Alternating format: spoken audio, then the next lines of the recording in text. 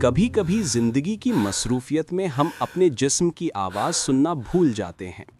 یہ وہ لمحے ہوتے ہیں جب دل ہمیں چپ چاپ خبردار کر رہا ہوتا ہے۔